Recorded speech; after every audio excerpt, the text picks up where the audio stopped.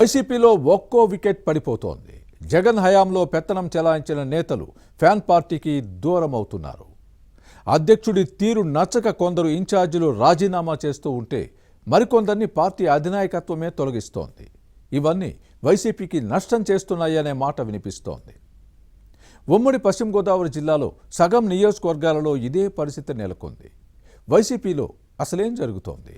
నేతల ఆలోచనలు ఎలా ఉన్నాయి? పార్టీ అధినాయకత్వం మెడ మీద కత్తి పెట్టి పనిచేయిస్తోందనే భయం ఇన్ఛార్జీల్లో పెరిగిపోతోందా?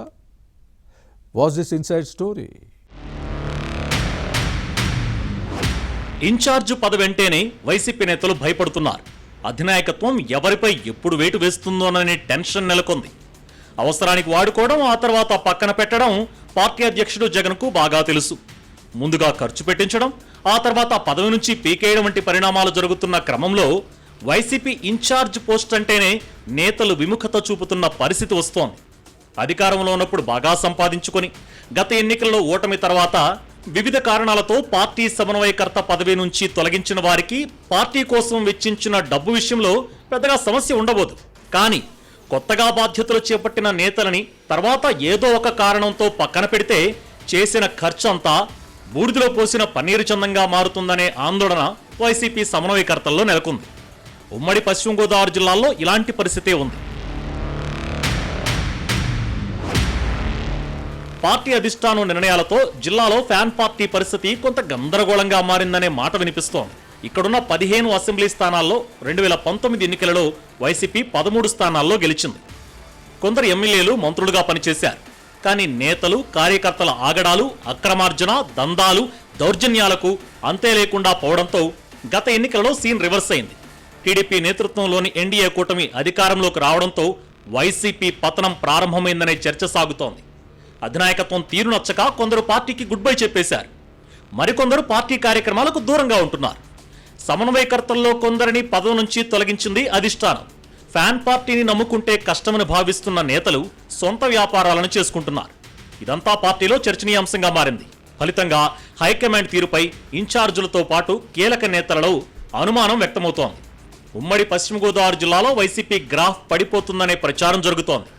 అధికారంలో లేని పార్టీలో ఎందుకు ఉండాలి అనుకున్నారో ఏమో కానీ కొందరు నేతలు వైసీపీ నుంచి తప్పుకున్నారు. మరికొందరిని పార్టీయే తప్పించింది.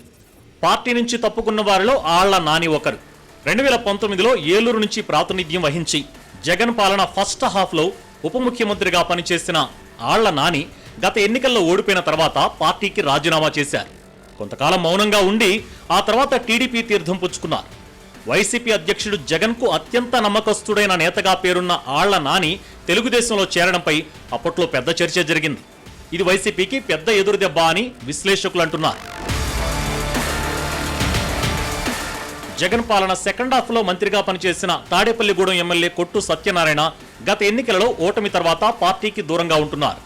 పార్టీకి దూరంగా ఉండడంతో కేడర్లో అసంతృప్తి పెరిగింది.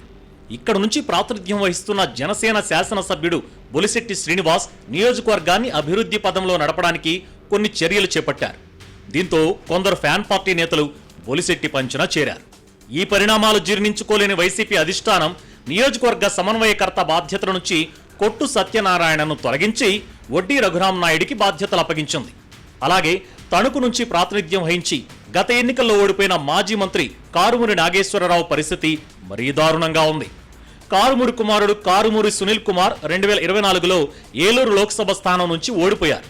కారుమూరిపై అప్పటికే అవినీతి ఆరోపణలు రావడంతో కూటమి ప్రభుత్వం విచారణకు ఆదేశించింది. ఈ పరిస్థితుల్లో మద్యం రవాణా కుంభకోణంలో తండ్రి కొడుకు ఇద్దరూ చిక్కుకున్నారు.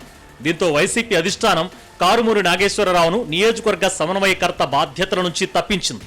దాంతో ఇప్పుడు రాజకీయ అండ కరువైందని లబోదిబోమంటున్నారు.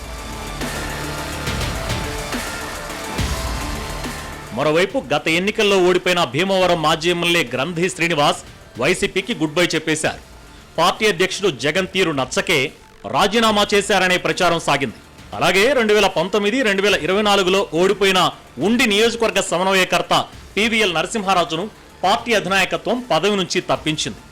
దీనిని అవమానంగా భావించిన ఆ నేత ఏకంగా పార్టీకి రాజీనామా చేశారు. నరసింహారాజు పార్టీ కోసం బాగానే ఖర్చు చేసి చేతులు కాల్చుకున్నారనే ప్రచారం జరుగుతోంది. ఇలా కీలకమైన నియోజకవర్గాల నేతలు పార్టీకి దూరంగా ఉండడం, మరికొందరు గుడ్ బై చెప్పడంతో వైసీపీ బలపడడం కష్టమనే మాట వినిపిస్తోంది. ఇలాంటి పరిణామాలతో మిగిలిన నియోజకవర్గ నేతల్లోనూ ఆందోళన మొదలైంది. తమను పదవుల్లో ఉంచుతారా లేక ఏదో రకంగా పక్కన పెట్టేస్తారా అని టెన్షన్ పడుతున్నారు.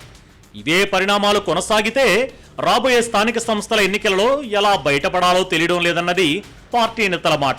ఈ క్రమంలో ఉమ్మడి పశ్చిమ గోదావరి జిల్లా వైసీపీలో భవిష్యత్ పరిణామాలను పరిశీలించాలి.